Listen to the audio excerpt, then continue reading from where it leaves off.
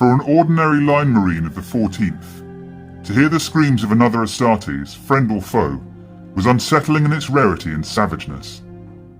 Kremm Throll, master of the 5th Company's deadly arsenal, had grown as accustomed to the intense but brief death screams of his enemies as any marine was to the report of a bolter or sizzle of an energized power weapon.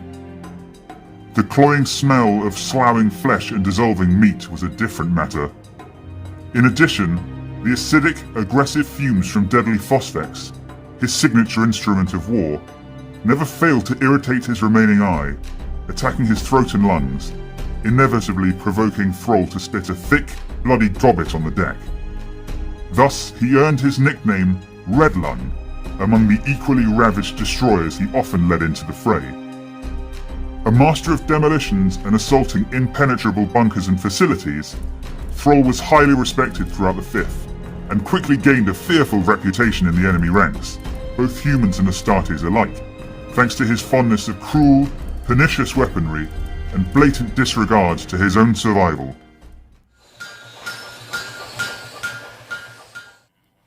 Hello everyone, and welcome to the Anvils of Connor YouTube page. In today's project retrospective, we'll be taking a closer look at Siegebreaker Kremm Throll of the 5th Grand Company 14th Legion, Death Guard. Now, as you heard, this guy is a mean mother, and he's not afraid to use whatever weapons he has at his disposal to get the job done. And this is kind of a running theme with a lot of the characters that I write, and especially I think it's Death Guard, Iron Warriors, those sorts of legions are just prepared to just, you know, cause themselves an awful lot of collateral damage just to make sure that victory is secured. Now, this guy is going to be the most recently painted model that I'm showcasing on this project retrospective series so far, and this was a lockdown painting project that I spent an awful lot of time on, and I really hope that you can see some improvements here from previous models that I've painted, just in terms of the attention to detail, things like the use of airbrush, shadows, shading, all that kind of stuff, materials like leather and glass, and even the rubber tubing in that sort of in that black as well. So but yeah, without further ado, we're just going to do a dive into the components used, any processes that I used in converting this guy that might be particularly fruity, and then in the second section we'll be having a closer look at the paint job itself.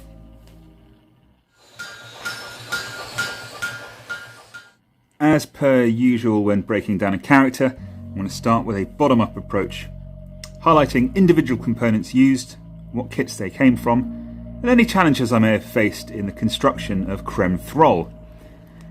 Now, obviously, it's a custom base, unpainted, unfortunately. It's one of those things that I always brush to one side, certainly if I don't have any events looming or any games penciled in with friends. But this will be a very, very quick base to do, very, very heavily rusted, use all sorts of pigments and oils and things along those lines. But you may be able to recognise a few of these pieces, and I've used them quite frequently in other models as well, and other conversions. I think I've probably, as a console choice, converted Siegebreakers rather, more than any other Legion console choice. Done an awful lot for Iron Warriors, for commissions, and I've done a couple now for Death Guard. They're an awful lot of fun, a lot of character, and you have a huge amount of scope here when using components and decking them out with all sorts of equipment and armaments. So now the legs, they come from the Medusan Immortals. Again, I'm just so utterly in love with this kit. So the Forge World Medusan Immortals kit for Iron Hands, and I've just removed some of that the sort of tooth detail, that cog detail from the leg armor. So you've got that beautiful sort of trim there instead that I painted up in silver, and pretty much unchanged really. So I've obviously heightened it using my patented Mark III elongation technique. And I'm particularly happy with the cabling at the back of the legs with these ones. It's turned out very, very well indeed. So it looks very seamless. Some of the conversions that I've done for Mark III, it's not so much an afterthought, but it's just quite challenging to get the spacing completely right and get the depth of the cabling there spot on. So Now, essentially, I've taken a Medusan Iron Hands and a Medusan Immortal, and I've cut it at the waist. Okay, and I have taken a Forge World Mark III 14th Legion torso from the discontinued torso set. Again, I'll double check to make sure if it is discontinued or not. Fairly certain it is. It's a real shame because these were great kits that you could use to diversify your miniatures, give them to independent characters, sergeants, things along those lines. But you've got that beautiful piping there and those vents on the front. And what I've done in order to connect them together nicely, I've just very, very gently cut away on both the top and bottom sections to ensure that I have that hinge that's still there on one part or the other, either the bottom or the top, just so it's a continuous, consistent piece. And it looks like it was forged this way, if that makes perfect sense. Now, I believe I've added a Phosphex bomb that you can see there on his left-hand side, I should say. And the other equipment, so you've got that little Auspex scanner there with the cracked screen, you've got a fragmentation grenade, and then a bolt pistol in a beaten leather holster there. And I've just added some additional stuff on the back there. So you've got another crack and frag grenade. You know, siege breakers can never have too many explosives, to be perfectly honest. And there's another little bit there, which is like a little speak and spell, little pocket calculator. This guy's part of the math club, if that makes sense. But this is probably one of my top 5 components of all times, just in terms of a throwback to 2nd edition models. So you get an awful lot of sergeants and characters from 2nd edition that have this little pocket calculator thing, cogitator, whatever it is, scanner, tricorder, who knows. But I've taken that from the Ravenwing Command Squad set, and I've used it on a few of my models. I did an Instagram post a while back where I have a Forge Lord, I have a Master of Signals, and I have this cheeky chappy, a Siegebreaker, and all 3 of them are part of that math club together. So they are roles within the Legion that would require a little bit more computation in order to sort of perform their duties to the best of their ability, if that makes any sense. Something like an Assault Squad Sergeant, you don't really need to know what sort of arc you need to lob munitions at to make the most out of destroying a fortification or something along those lines. So I've added those additional accessories. Again, like I said before, I really like to try and make my models as WYSIWYG as possible. So decked out, it does give me more jobs to do down the line when it comes to painting, things along those lines. But I think that they need to look like they are ready to rumble, so to speak. Now the shoulder pads are both from the Severin Loth Forge World Red Scorpion set. So Severin Loth himself is a librarian of the Red Scorpions chapter, and I've taken some shoulder pads and removed the exquisite detail. I know it makes me cry, but I've removed that exquisite detail and sort of smoothed them down nicely and popped a couple of decals on those in the painting process. But that lovely banded armor underneath, I think, looks absolutely awesome. And it's just just a little bit more detail, but without going over the top. So again, I think with the 14th Legion, you need to be quite choosy with what details you choose. You decide to put on the model, basically. Now the right arm is from the Ravenwing command set. Again, it's the banner bearer arm, and I thought it'd be pretty damn cool to have him. You know, I love using bare heads on models, and points if you can guess where the head's from. But any head that has any damage sustained, I sometimes like to have an augmetic on the same side, be it an arm or a leg, just to reflect and give a little bit more of a backstory of that character. So this guy maybe was caught in some sort of horrific blast, either of his own devising or the enemy, and he's had sustained damage to the right-hand side of his body. So they couldn't save his arms. The apothecary couldn't save his right arm, so they've given him a beefy, functional augmetic there. And that augmetic arm, that Barnac arm, is holding on to an orc tank bomb, of all things. I just think this looks machined enough. It doesn't look overtly orky, and I think that this is quite a cool stand-in for something like a melter bomb. So you just slap that on a Zone Mortalis door, crank the handle, you know, and you've got that timer sorted out for this large explosive, and this guy just smoothly and coolly turns around, walks around the corner, and the superheated melter bomb does its work. So yeah, all I've done there is just trimmed a gap large enough for his hand and used some plastic glue to get that in there. This made it quite challenging to paint as the arm was glued in place, but I think I've done a nice enough job on the back of that melter bomb not to ruin the overall aesthetic of the model there. So now I've given you a bit of time to think about the head.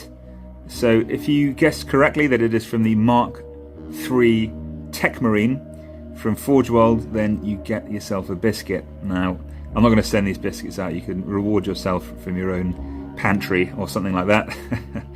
But yeah, so it's a great looking head, really good detail, and I had a chat with a couple of very accomplished painters just on how to choose specific skin tones that were a bit of a departure from previous bare skin that I've painted before for this Legion. And he looks very, very pale. It's almost got like a purpley hue to his skin that makes him look like he hasn't seen the kiss of a star for quite some time. So he's just, this guy's maybe almost exclusively doing his dirty work on the far side of the moon, as it were. So he's very pale indeed, and again that fits the barbarian kind of aesthetic anyway rather nicely. Now the MC hammer there is a combination of a couple of different bits. So what I've done is I've taken the handle, that leather diamond pattern handle, that will be from a one-handed power pick, if that makes perfect sense. So this is one of the weapons from the Ravenwing set as well. So I'm absolutely in love with this set. So I've taken that handle, and I've taken the hammerhead itself. It's from the Atalan Jackals, which is a Green Steel. I always say this. Gene Steeler Cult unit on those rad all-terrain bikes, and I've just very, very gently pinned that on the top there. So this could come across as being a very compact thunder hammer, but it could also be a power maul as well. So again, if he has a if he's rolling with rad grenades, then it would be an awesome idea to get this guy in a unit. He could maybe run alongside my cheeky chappies in the veterans, Weapon Master veterans, and play merry hell with them. Have a good time bashing some loyalist skulls in. So the only other component left to talk about is the backpack, okay, which is from I think they're called Proteus missile launchers. I think it's the Mark II Proteus missile launchers, which are underslung missile launchers that you can get from Forge World. It's an absolutely badass kit. I've got 5 of them in this army already. I think underslung missile launchers look great. I've got 5 more shoulder mounted on the go, so I've painted 2 up that have joined the unit. So I've got a unit of 7 missile launchers altogether, which I think is kind of the magic number in more ways than one, not just thematically, but also 7 missile launchers can really be quite an annoyance at quite a low points cost to harry certain light armor and units of your opponent, and they're not necessarily always worth your opponent trying to get rid of initially, but the longer they hang around, the more damage they can reap, and the more of their points they can win back from just taking out units and all that kind of stuff. So I'm a big fan of them overall. But they come with these awesome backpacks, which I think are excellent for certain characters like Siege Breakers and Masters of Signal, things along those lines, because you've got that little lens, that camera on the left-hand side, on his left-hand side rather, and the little communications array there as well, a couple of little antennae. And I think this suits a range of different armor marks as well. So you get 5 of these in the box. Really, really useful really handy tool rather to get them. And the little camera there at the top is not static. You can move it as required. So I will usually always have this pointing in the same direction as the character is looking as well. I think it's one of those things, and I've kind of been planning to do a sort of converting how-to sort of video for some time. And it's just one of those things where you have a character pointing his gun in one direction but looking in another. It's kind of a cardinal sin, so to speak, and it's so easy to avoid this kind of posing. Sorry, the left arm. Yeah, let's go back to that quickly. The left arm is also from the Mark III Tech Marine. With that, it's slightly techier there. You've got a couple of additional details on that van brace. And then obviously I've sculpted some soft armour on his left wrist, but I believe that is it. I think I've sunk in some green stuff where I've popped the head in the torso. But all in all, other than doing the gap filling around the waist where the torso and legs have joined, I've done obviously the as I mentioned before, I've done the boosting of the leg length. Okay, so there we have it. I will obviously annotate this and put pictures up of the kits that I've gotten parts from as per usual. But let's move on to the painting.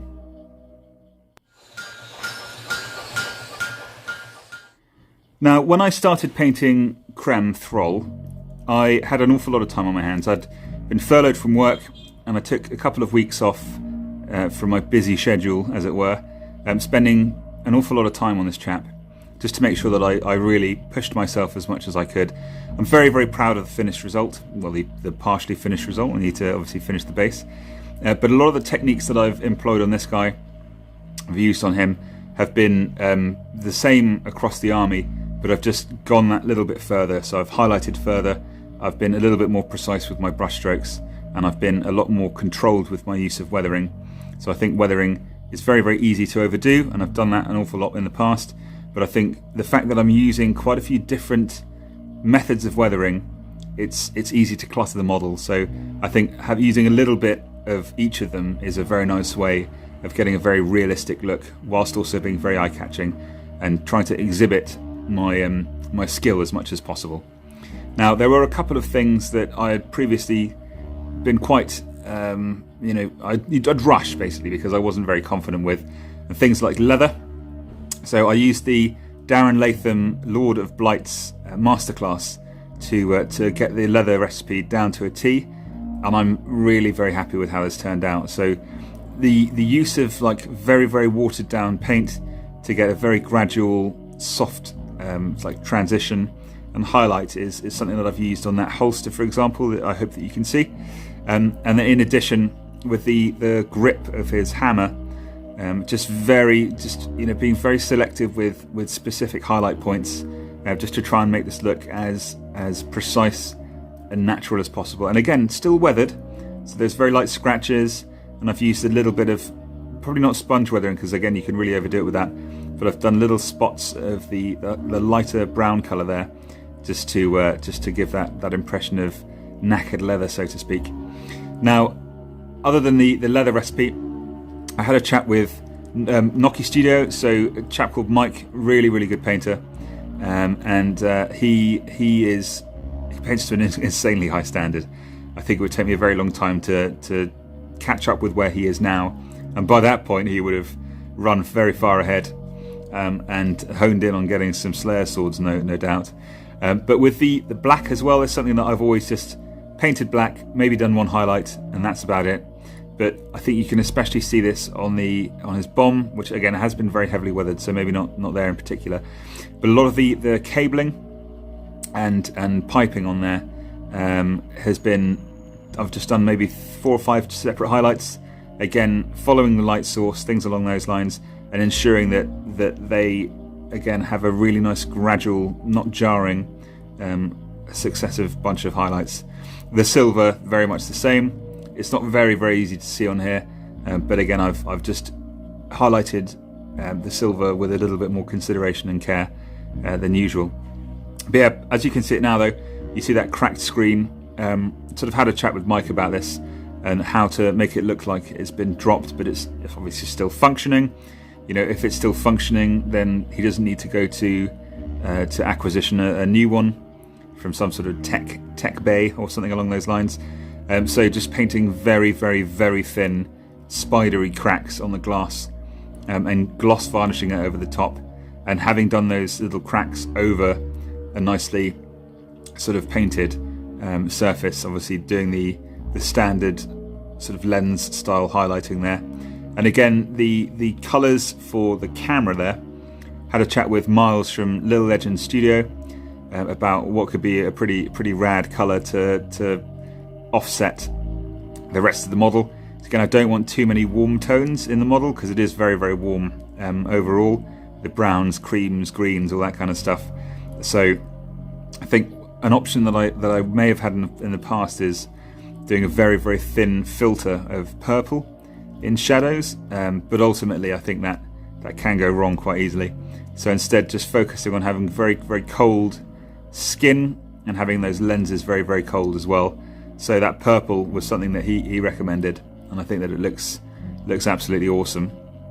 And the skin, using so Meda's miniatures, using his general process for airbrushing skin, but then going a little bit further and using the brush a bit more to pick out specific highlights for raised areas like the nose, his eyebrows, the tops of his cheeks and things along those lines. So he looks very sallow and very pale, but also the realism there is super important for me as well. And then with the decals, standard Legion decal on the left-hand side, on his left-hand side, but I love to overlay other Legion decals just to make it a little bit more unique. So I've taken the skull with the cross scythes there and popped it over one of the black hourglass ones, and I think that looks very good. And if you use products like Microsol and Microset, they really are absolute essentials for toolboxes when it comes to using anything like decals. And then, as per usual, use of things like Nilac Oxide, really, really gentle use of things like Nilac Oxide. So you've just got that hint of blue there. So you've got that really nice banding on the armour there, on his shoulder pads, and then those little vents on the front of his armour. So use very little amount there as well. And then I've been very choosy as well with the use of the oil paint. So I've used Winsor & Newton Burnt Umber. So that's a really nice way of having that rust streak. So I think there's a really good example of that coming up on his left greave. So again, just being really, really gentle. And the amazing thing about oil paints is that you can erase it, you can go obviously over varnish, you can erase it, you can go back as many times as you want to try and make it look as natural as possible. So there we go. I think the only final thing to say would be the grenades. Again, very similarly to the handle of the hammer, this is something that I've taken a lot more time in.